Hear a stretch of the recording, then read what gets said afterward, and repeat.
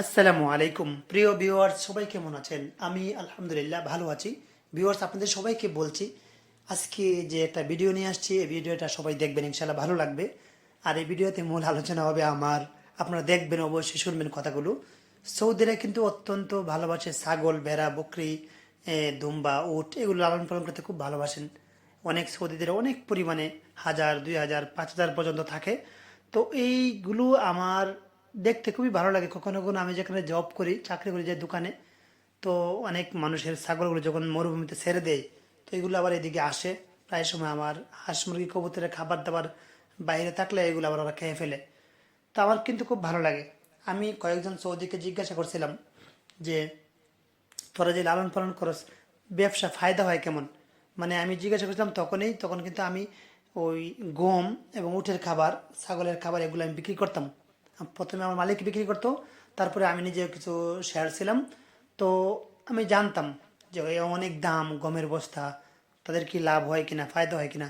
তারা বলতো, দেখ, যদি ফায়দা নাও হয় তবু বরকত মনে করি। কারণ রসুল্লাহ সাল্লাহ সাল্লাম ঠিক এভাবে বলছিল আমাকে যে নবী সাল্লাহ সাল্লাম এগুলো পছন্দ করতেন, পোষা পছন্দ করতেন।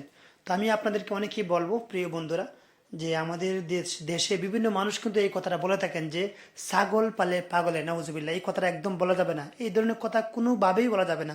রসুল্লাহ সাল্লাহ সাল্লাম কিন্তু ছাগল লালন পালন করতেন, ঠিক আছে, পছন্দ করতেন। সুতরাং আমরা ছোট করে কথা বলবো না, এমনকি কোনো ব্যক্তিকে, কোনো কাজকে ছোট করে দেখবো না, ইনশাআল্লাহ। আল্লাহ যেন আমাদেরকে সঠিক বুঝ দান করেন, আমিন। তো সৌদিরা কিন্তু বলতো যে নবীজি সাল্লাহ সাল্লাম বিজনেস করতেন, পালতেন, লালন পালন করতেন। তো সেই বরকতে আমরাও পালি বা আমাদের ভালো লাগে, লাভ না হলেও আমরা পালি।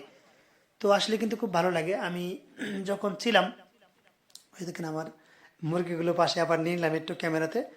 তো এইগুলো আমার কিন্তু খুব পছন্দ বা খুব ভালো লাগছে দেখতে। প্রায় সময় আসে কিন্তু, যদিও বা আমার মাঝে মাঝে আমার ক্ষতি করে, অনেক কিছু নিয়ে যায়, মানে নিয়ে যাবো খেয়ে ফেলে আর কি। আমি কিছু হাঁস মুরগির খাবার অনেকগুলো একসাথে দিলাম, গম দিলাম, এগুলো সব একদম খেয়ে ফেলে। তো আমার কিন্তু খুবই খারাপ লাগে বা কষ্ট লাগে কখনো কখনো। তো যাই হোক বন্ধুরা, ওই যে দেখেন, এগুলো এখন আবার পার্কে চলে আসছে, বাচ্চাদের পার্ক, হাতিকাতে দুম্বা ভেড়া ওখানে চলে আসে দেখেন। এগুলো অনেকটাই অন্যরকম, কিন্তু দেখতে খুব ভালো লাগে। দেখেন আসমানটা কিন্তু অনেক সুন্দর, মাশাআল্লাহ, আল্লাহ আকবার। আল্লাহর সৃষ্টি দেখেন কত সুন্দর, আল্লাহ আকবার, আল্লাহ আকবার। তো দেখেন এখানে মনে হয় 500-600 হবে, মনে হয় 500-600 হবে। আরও কিছু রয়েছে ওইদিকে। আমার কিন্তু খুব সুন্দর লাগছে। ওরা সিমেন্ট খেয়ে ফেলে, সিমেন্ট, বালি, পাথর মাথর, মানে আগর বাগর অনেক কিছু খেয়ে ফেলে। আপনার পলিথিন খিস বলেন, এরপরে আপনার পলিথিন ব্যাগ, আবার বিভিন্ন বস্তা মস্তা, এগুলো সব খেয়ে ফেলে। মানে ক্ষুধা থাকে বেশি, এটাও হয়তো বা। আর মরুভূমিতে কাটা মাটা যা আছে, কাটা পাওয়া যায় না, ঘাসের যেটা কাটা থাকে, এগুলো সব খেয়ে ফেলে। আলহামদুলিল্লাহ, আল্লাহ একটা প্রদত্ত নিয়ামত। তো ভিউয়ার্স, আপনাদের সামনে তুলে ধরলাম। ভিডিওটি যদি ভালো লাগে অবশ্যই ভালো কিছু বলবেন। আর একটা কথা সবসময় মনে রাখবেন, কখনো কোনো দিন কাউকে ছোট করে কথা বলবেন না, কোনো শ্রমকে। এই যে ছাগলগুলো যারা মরুভূমিতে চড়ায়, ভাই, ওরা যে কত কষ্ট করে, আল্লাহ, নিজে দেখি আমার খুব খারাপ লাগে, কষ্ট লাগে। আল্লাহ যেন আমাদের সবাইকে সঠিক বুঝ দান করেন, আমিন। এবং হালাল রুজি রোজগার করার তৌফিক দান করেন, আল্লাহ আমিন। সবাইকে আবারও বলছি, যদি ভিডিওটি ভালো লাগে, লাইক, কমেন্ট ও শেয়ার করে পাশে থাকবেন। সেই দিনও আপনাকে সাপোর্ট করবেন।